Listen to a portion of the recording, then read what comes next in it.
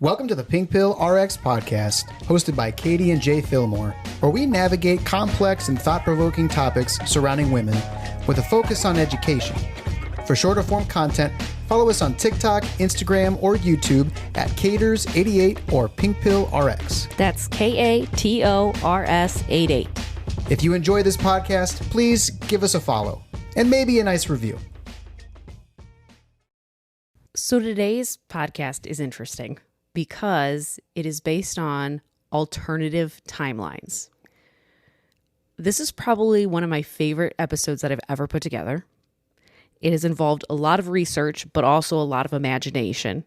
So you are also going to have to use your imagination because we are going into the land of what if. Imagination land. Yes. And although this is based on research in the sense that the evidence is there, you also have to use your kind of imagination because we have to kind of generalize some of this research. The takeaway from this is more principle, maybe, than factual, per se. Like, I think the principal takeaway of this is that history doesn't happen in a vacuum, and there is far-reaching ripple effects to all the decisions that are made. And a lot of times these ripple effects do impact women and minorities more than men. Could you say that, to summarize, this is like if things would have gone differently at different points in history, this is how the world could be different now. Exactly. Right? Yep. So we're going to go through a series of what ifs and break down kind of maybe what the world would look like today if this historical event had not taken place. Yeah.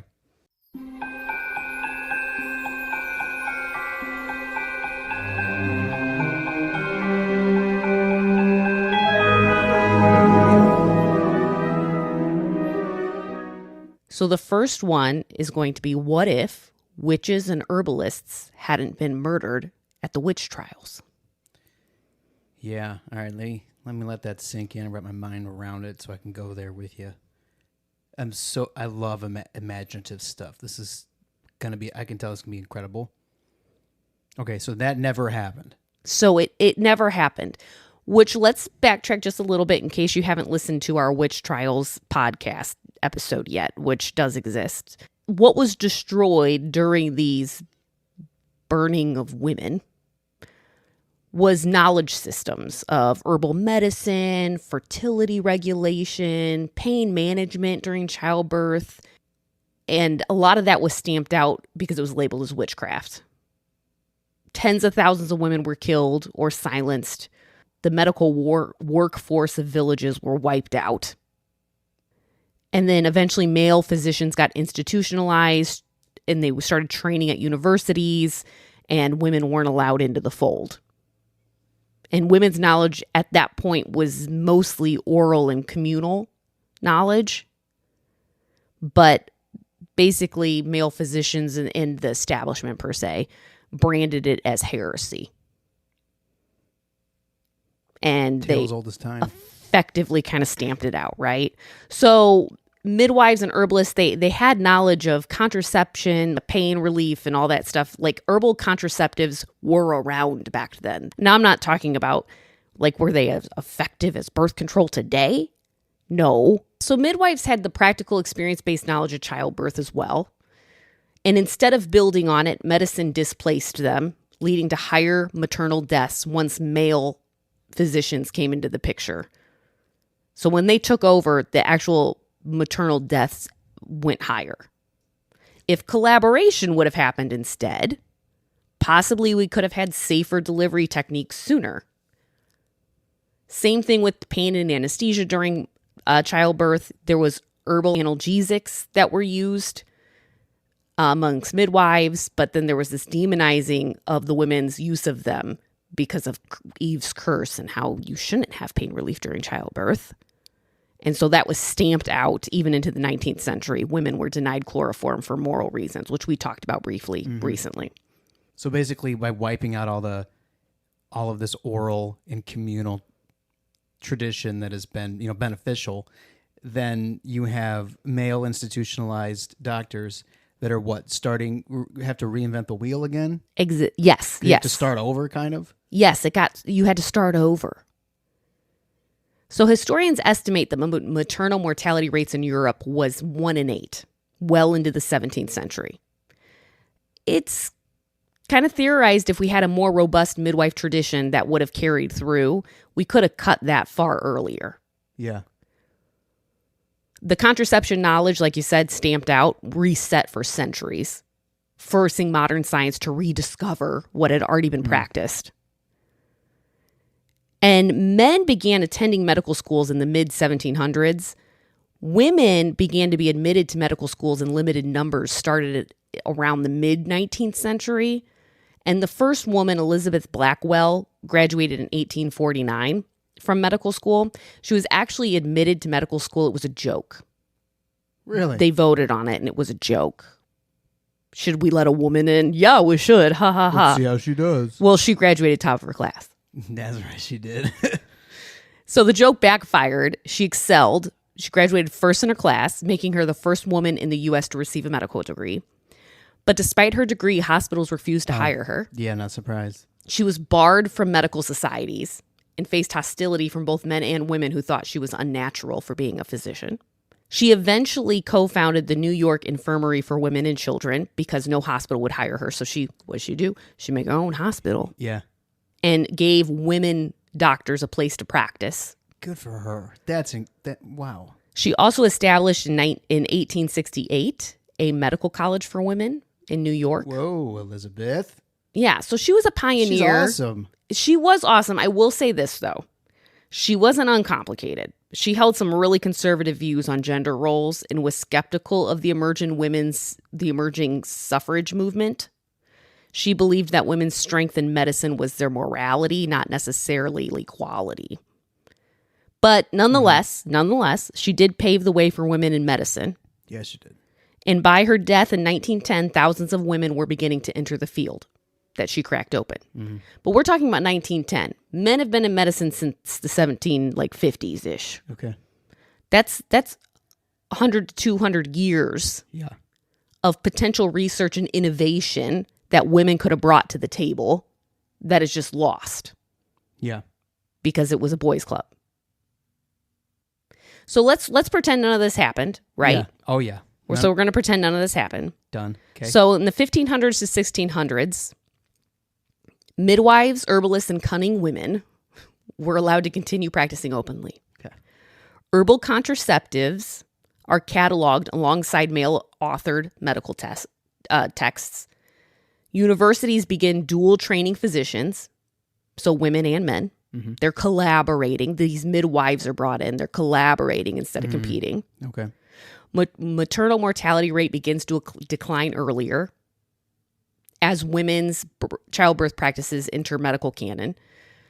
They estimate that by about 1650, basic contraceptives could have been socially normalized as early as that versus the 1960s. What, you mean like herbal ones? Yeah, herbal ones that could have been more like socially normalized because it wouldn't have been, In the 1700s, pain relief during labor is normalized through herbals like willow bark, opium, tinctures, cannabis. Mm-hmm. The stigma that women must suffer in childbirth never solidifies. By 1750, childbirth mortality rates in Europe are cut in half compared to our current timeline. Mm-hmm. Gynecology develops without being rooted in Marion Sims experiments on enslaved women. Endometriosis, PCOS, and menopause are recognized medical conditions by 1850, not the 20th century. By 1850, maternal mortality rates is rare in developed countries. Reproductive health is treated as essential public health, not taboo. By the 1900s, the birth control pill likely arrives around like 1900, 1920, rather than 1960. Which, by the way, do you remember the whole birth control pill, like unethical experiments that were done with that? No, I don't recall. That the Puerto Rican population They Yeah. basically experimented on them. Mm-hmm. Women were not given informed consent. They were given this birth control pill that had very high hormonal levels in it, leading to bad side effects like blood clots being one of them. Mm-hmm. But then when women died or had side effects, they were just written off that didn't really happen. At least 3 women died during the trials, and their deaths were never investigated. They dismissed it. And then they did this on poor Puerto Rican women that were highly motivated to avoid pregnancy. Mm-hmm. They thought they were just taking something to prevent pregnancy. They didn't realize they were in a drug trial. And so in the 1960s, the FDA approved this pill in the U.S. It was heralded as revolutionary, right? For the first time, women could separate sex from reproduction in a reliable way. But the drug was released with no patient warnings about blood clots or cancer risks, despite the known dangers from these clinical trials that were done. And by 1970, because they didn't decrease those hormones and didn't listen to the side effects that happened during these Puerto Rican experiments, the high dose side effects had led to the 1970 Nelson pill hearings, where feminists demanded safer contraception and patient-informed leaflets because women weren't even being informed. Eventually, that became standard, and eventually they lowered the hormonal dose to a safer dosage that were not causing these side effects. Mm-hmm. But yeah, it was just a travesty. So that would not have happened in this alternative timeline. So those things, okay, so some of these things wouldn't have happened. Some of the things you're saying that would have happened sooner that are positive. So in 2025, where could things possibly be? Well, in the 2000s to 2020s, but by 2025, we'd already be tracking with fourth wave reproductive health issues. Not do women deserve birth control. We're not going to be questioning that anymore because it's been in existence for hundreds of years. Okay. But can we design custom biogenetic fertility technology or artificial wombs, or can we eliminate menopause by having therapies? Oh. We'd be focusing on menopause, we'd be focusing on these other things that are right. so far down the line, right? Because birth control has been resolved. Birth control has been resolved. Childbirth IVF probably would have happened sooner with hormonal treatments. Endometriosis research would be way ahead. PCOS research would be way ahead. Yeah. But this kind of got me to thinking, we're about 100 to 200 years behind-ish because of all of the knowledge that was stamped out. Yeah. But what is the real gap between men and women's health research? Okay. And it's estimated that men's health knowledge is at least 50 to 100 years ahead of women's health knowledge. That sounds right. And this gap comes from centuries of medicine being built by and for men, while women's bodies were sidelined as being too complex, too hormonal, too niche, right? So male anatomy was considered the medical default since ancient Greece. The female reproductive system wasn't fully mapped until the 20th century. The clitoral anatomy wasn't properly documented until 1998. And that was on a cadaver. All of the blood vessels and stuff wasn't until 2005. Active. They did the active MRI. I forget what that's called. Okay. And then they really mapped it. But men's bodies have had 2,000 plus years of uninterrupted study. Yeah.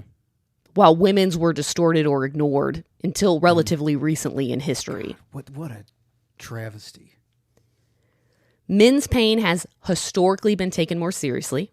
Women's pain was dismissed as hysteria or psychological. We went over that with hysteria recently in the lobotomies. Even today, women wait 30% longer in ERs for pain treatment than men. Whoa, shut up. Yeah. So what? These ER doctors and nurses just have this internal bias about women and pain management. Oh, they're just being dramatic. Yes. Especially women of color. Yes. Obviously. Oh, gosh. Conditions that primarily affect women, like endometriosis, fibromyalgia, PCOS, are about 30 to 50 years behind in research compared to male-centric conditions like erectile dysfunction or prostate cancer. Male fertility research, like such as sperm, testosterone, erectile function, has had consistent funding since the 19th century. Female fertility research lagged. Reliable birth control wasn't developed till the 60s, and even then women were like impacted significantly with those side effects we talked about. Mm-hmm. Male contraception research today is roughly where female contraception was in the 1950s, though. So male contraception is behind. Interesting. In comparison to women. In what would male contraception entail? I think it would entail something similar to like the birth control pill or an IUD. Got it. Okay. Something that is reversible easily. Unlike a vasectomy. Which is reversible, but it's more invasive. Yeah. To reverse. Heart disease was studied mostly in men until the 1990s. So women's heart attack symptoms like fatigue, nausea, back pain were considered atypical and not caught. Wait. So, okay, hold on. So you're telling me that symptoms of a heart attack in a woman are typically different than the symptoms of a heart attack in a man? Correct. One, I had no idea that was a fact. Two, so then none of the women-specific symptoms were studied at all until the 90s? Yeah, we didn't know that. Didn't even know that? No. Well, because people weren't paying attention to it. But dude, that is grotesque. Oh, gosh. If I was in the group of people, women, whose health had not been studied and was so far behind, how I would feel. Mm-hmm. I'd probably feel very vulnerable medically. I would feel outraged that I wasn't valued enough for my body and health to be studied. I would be concerned my pain's not going to be taken care of. And that I'm not going to be listened to by physicians regarding women-specific ailments. Like endometriosis as an example. Like that's just, I can't imagine how you all feel all the time about that.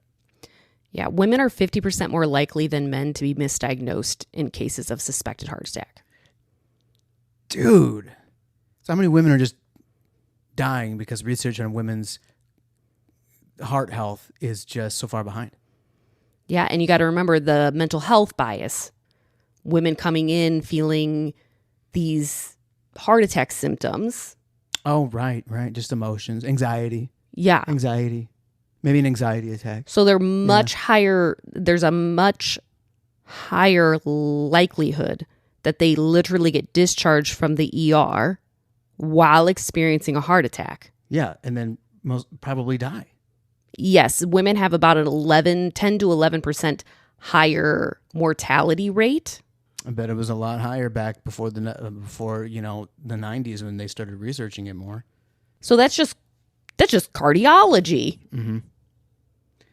I want to put something in a different perspective that you were sharing earlier. So you're saying certain subsets of women's health are 30 years behind what they could have been, or 50 years behind what they could have been, or 100 years behind where they could have been, right? Mm-hmm. Can you give me one of those specific ones again? I want to do an example. Well, cardiology is about 30 to 40. Okay, let's say 30. Okay. Okay. So that means that optimally, if these Salem witch trials never happened, midwives were never erased, okay, and women's health is put in the center of medical studies and stuff. Like if women were studied at the same rate men were, yeah, is what I'm comparing right now. Not this is I've kind of moved on from the midwives thing. And now we've moved into like, okay, if men's health were studied at or if women's health were studied at the same rate men's health was, okay, what would that look like? Right. So then you're saying like cardiovascular stuff is 30 years behind. So the current medical understanding and treatments and interventions that we have in 2025 would have been present in 1995. Right. Or for things that are 50 years. We're talking 1975. The stuff we have now. Right. And then okay, well, if we have what we have now in 1975, where would we be at now? Yes, because the idea is that we're comparing it to the male standard of where men were at 30, 40 years ago. Yeah. Men 30, 40 years ago, we knew about the heart attack symptoms that were presenting and things like that. Yeah. So these are real, these are people's lives that are lost because of the neglect of the study of women's health. Yeah. Like women died. Yeah. I mean, the clinical trials, right? Women weren't allowed into them until 1993. So that means that drug and safety dosages were historically based on a 70 kilogram male body. So drug research is about 40 to 50 years behind in comparison to men. In neurology and mental health, men's brains were the research standard, and women's neurological and psychiatric symptoms, especially with autism, ADHD, they were underdiagnosed because studies focused on the male presentations. Mm-hmm. So ADHD in women wasn't taken seriously or studied until the 1990s and early 2000s. And autism in women wasn't well researched until the 2010s. Jeez. So of course now you have a bunch of women that are coming out being diagnosed with autism. Because we weren't even paying attention to how women present with autism until the 2010s. Yeah. Wow. So that gap is about 50 to 100 years. Oh. Behind males. Behind males. I don't think I taught high school for 8 years. I had students with IEPs or 504 plans for ADHD. Mm-hmm.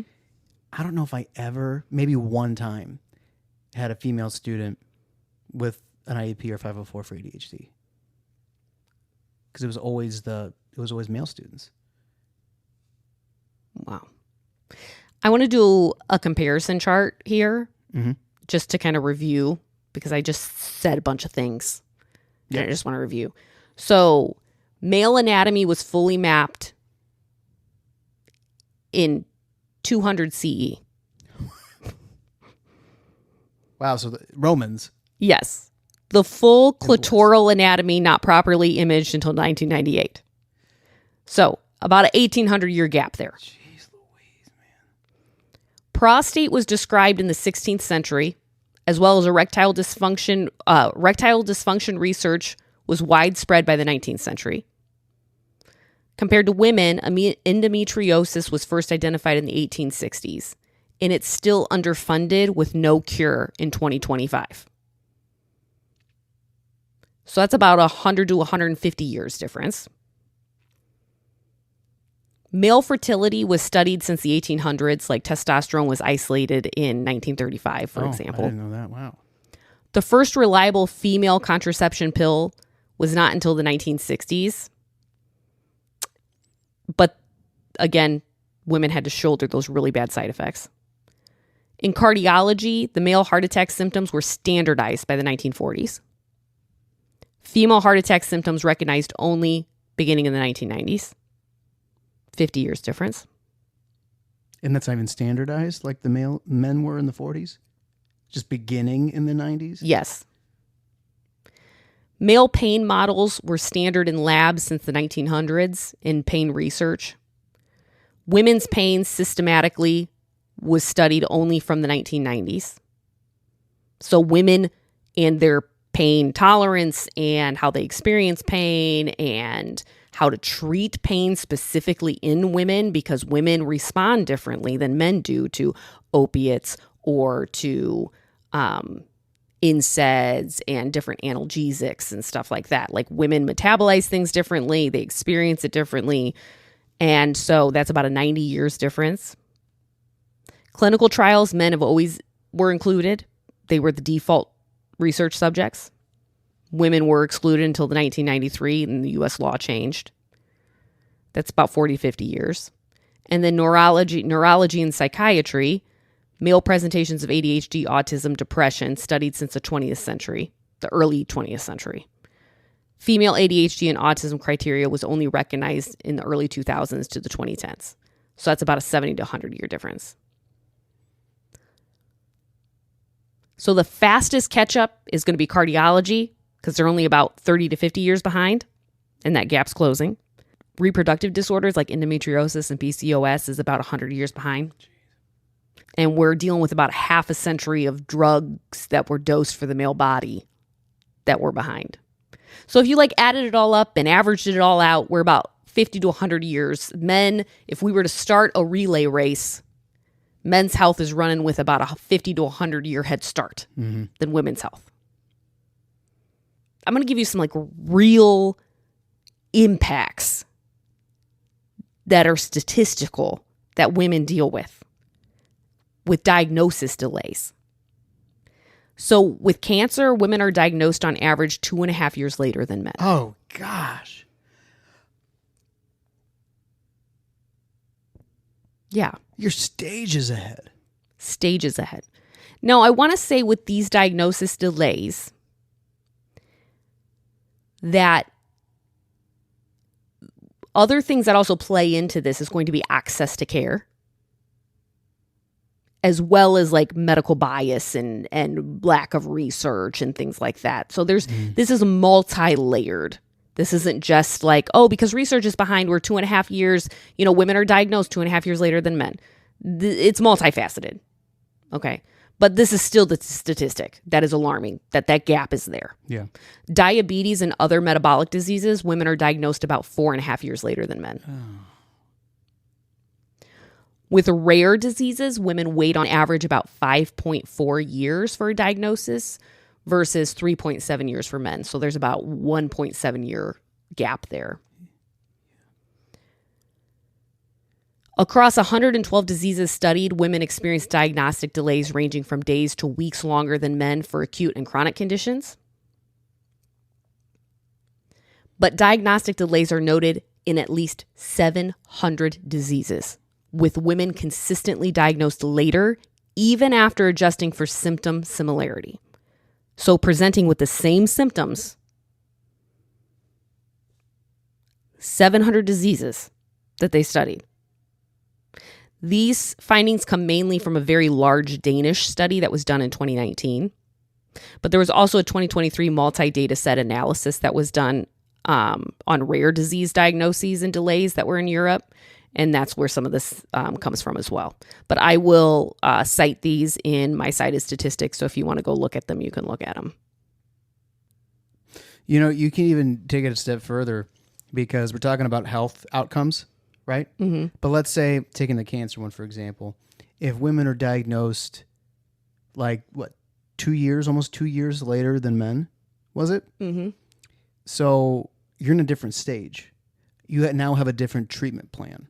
That treatment plan costs a different amount of money than the earlier treatment plan. It's going to be more expensive. So you have a financial thing. And then how much research has been done in those later stage treatments, specifically on women? Yeah, that's a good point. Far-reaching implications continued is, let's say you're going to have women dealing with chronic pain and health issues longer than men because they're diagnosed later, right? Mm-hmm. And that's going to bleed over not just into the lives of that particular woman, which is horrific, but also, her relationships with her friends or significant others or children. That's all affected. Maybe her ability to work as much or as efficiently as she could. So it could lead to employment or pay issues. It could lead to preventable deaths. And that obviously affects, particularly if that woman has children. Now, they don't have a mother because the healthcare system is stacked against women. Who knows if they have an involved dad or a good dad or a dad at all? They end up in foster care or with a relative. There's so many what ifs. Well, and if you take the pain, your example that you just used, chronic pain, right? Mm-hmm. And you think about the comorbidities that could arise from that. Okay, you're not moving around as often. So maybe you have comorbidities that rise from that. It is so hard on the mental health to be in chronic pain. So you have comorbidities that rise with that. So you're right. It is so multifaceted. Yeah. And far-reaching.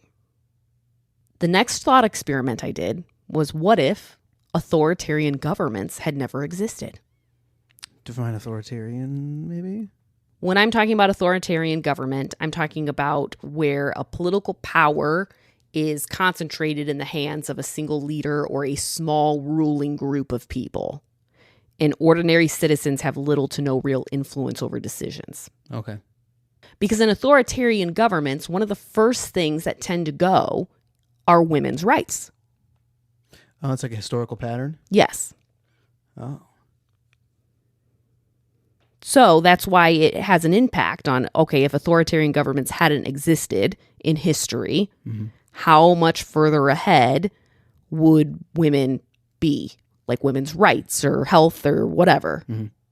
So without monarchies and dictators resisting, women in most countries could have gained the right to vote between 1850 and 1870 versus between 1900 and 1970. We're talking like more on a global level here. Universal female literacy could have been achieved by 1900 worldwide. Are we there? We're No, not even there now, right? we're not. We're not there.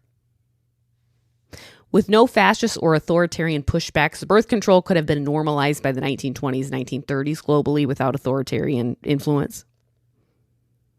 If fascist regimes hadn't forced women out of jobs during wars, women might have been full economic participants by the mid-20th century. Women as heads of state could have appeared as early as the 1800s in multiple nations and not rare exceptions as we see them today. Equal pay probably would have been achieved in the 1920s, 1930s, versus we're not even there today. Obviously, women's health would have been prioritized much earlier. We wouldn't be fighting for basic literacy and bodily autonomy in 2025 because they would have been solved probably a century earlier. Because, like, monarchs and dictators banned female education, so women's literacy didn't accelerate. If it wouldn't have been banned by the 1850s, universal education for girls probably would have been a policy across the developed countries. Yeah. Early suffrage campaigns would have succeeded faster, but states cracked down on them. If they hadn't, probably by the 1870s, women would have been voting in much of the Western world. The second wave of feminism probably would have happened about 40 years earlier. Oh, so that would be instead of 1970s or 60s? It would have been like the 1930s. Yeah. That's a huge, I mean, you think of the 30s versus the 60s and 70s, how different of a world it was. Yeah. Yeah, by the 1950s, feminism probably would have won the battles that we're dealing with today. And by now, the idea of female versus male rights might be obsolete because gender equity could have been achieved. Yeah. We'd be past pay gaps, contraception, basic women's health care issues, political representation that would have looked really different. Yeah, so I mean, if this would have been different, then the previous topic of medical stuff would have been different too. Yes. So the bottom line is that if authoritarian governments had never existed, women's rights today would probably be about a century further ahead. Authoritarian government, though, isn't the only problem. It's all connected. It's connected with the patriarchy. It's connected with all these things. So we're really looking at it in a vacuum in this particular scenario, which I just said that history doesn't happen in a vacuum. But it still is interesting to think about how all these things interact and form the world we live in today. Yeah. All the dominoes, cause and effect, but also it's almost like dominoes spread in multiple rows in different directions at the same time. Yeah. Because they're all connected to different things. Yep. So I have more what ifs, but that's going to have to be for another episode because we're running out of time today. So this is going to be extended into November, which doesn't really go with our haunted history theme because I wanted that to be for October. But guess what? It's going to have to because we've got more haunted history that we got to talk about with these alternative timelines. But hopefully you enjoyed that, and you can see kind of what I was talking about at the beginning of this episode and maybe take away something that was useful. You should give us one or two that we're going to look at in the next episode. Just a little teaser. Yeah, in the next episode, we are going to look at what if patriarchy would have collapsed? What would things look like? And we're going to go over 6 times in history that it could have actually collapsed. And how would the world have looked different today if it would have collapsed during that time in history? We're also going to look at what if the ERA had passed when it was first proposed? How would things look different today? We're going to look at what if we would have had a female president? What does research say about female leadership, and where could we be at today? That's cool. That's what's going to be in the next episode, but hopefully that was entertaining, and as entertaining for you as it was for me when I was trying to research this and figure things out. Yeah, it's fun using my imagination to think of where would we be at in the present if the past hadn't been different. It's like Back to the Future type thing. Like he goes back to the present, everything's different. Yeah. And in November, moving forward after our part 2 here of alternative timelines, we're going to be talking about probably less history and more current events. We want to do some series of kind of what did I learn this week? Because Jay's currently in school and he's learning a lot of stuff that he can teach me. Oh, yeah. And I'm continually learning about feminist topics that I can teach him. Yeah. So we're going to kind of do a play off of each other, and it'll look different moving forward here for a while. Yeah, that's going to be fun. Yep. I hope for those of you listening, something was intriguing or sparked a curiosity, or you felt affirmed or challenged. Stay educated. Take the pink pill. If you enjoyed this podcast, please give us a follow and maybe a nice review.